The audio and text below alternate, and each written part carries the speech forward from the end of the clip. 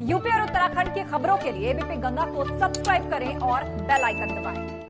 दिल्ली के साथ साथ उत्तर प्रदेश में भी किसानों के आंदोलन को देखते हुए सरकार पूरी तरह मुस्तैद दिखाई दी। किसानों के पूर्व घोषित कार्यक्रम के मुताबिक जिला मुख्यालयों पर धरना और सांसदों के घेराव की रणनीति को देखते हुए पुलिस मुस्तैद दिखाई दी। इस मामले से निपटने के लिए क्या रणनीति बनाई गई, आपको दिखाते हैं इस रिपोर्ट में।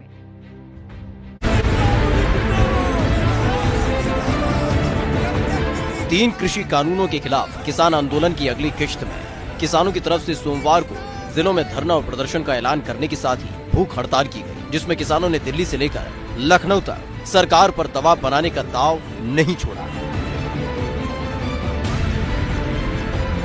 अपने तयशुदा कार्यक्रम के तहत दिल्ली बॉर्डर पर जहां किसान भूख हड़ताल पर बैठ गए, तो वहीं प्रदेश के अलग अलग जिलों में मोर्चा निकालते हुए किसानों ने कलेक्ट्रेट पहुंचकर सरकार को ज्ञापन सौंपा और धरना भी दिया।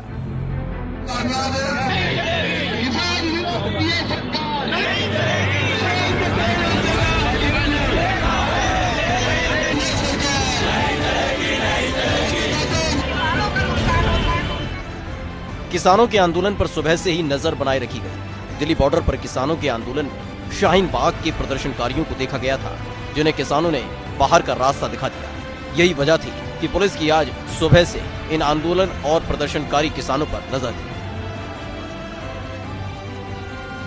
इसके साथ ही सरकार ने अपने बड़े अफसरों की टीम को मैदान में भी उतार दिया। पश्चिमी उत्तर प्रदेश में इन अफसरों को बतौर नोडल अधिकारी तैनात किया गया। कई रेंज के आईजी ने छोटे जिलों में जाकर कैंप किया। इसमें जिन अफसरों की तैनाती की गई, उसमें मोहित अग्रवाल को कन्नौज की जिम्मेदारी दी गई, वहीं पीलीभीत की जिम्मेदारी राजेश पांडे को दी गई, वहीं बिजनौर की जिम्मेदारी रमित शर्मा को दी गई। प्रवीण कुमार को गाजियाबाद का नोडल अधिकारी बनाया गया।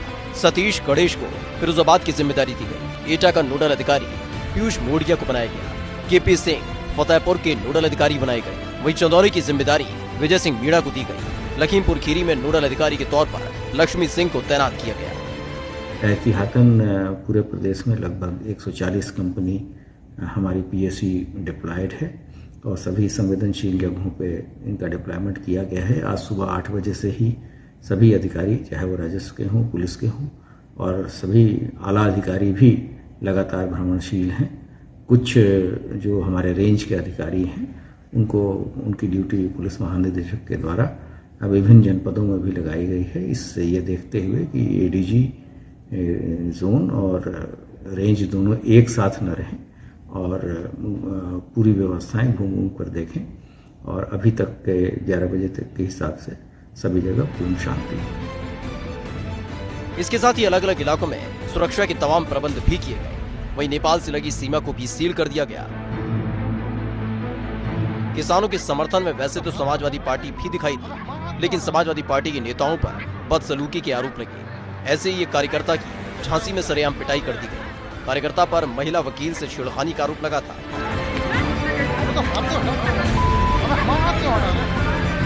वहीं गाजियाबाद में भी पत्रकारों से बदसलूकी करने वाले एक बाहरी शख्स की किसान नेताओं ने पिटाई कर दी।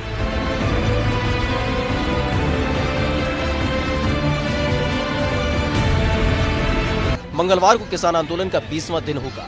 सरकार और किसानों के बीच अगले दौर की बातचीत कब होगी, ये साफ नहीं है, लेकिन इतना तय है कि ये संग्राम बेहद दिलचस्प मोड़ तक पहुंच गया है। Bureau report, ABP Ganga.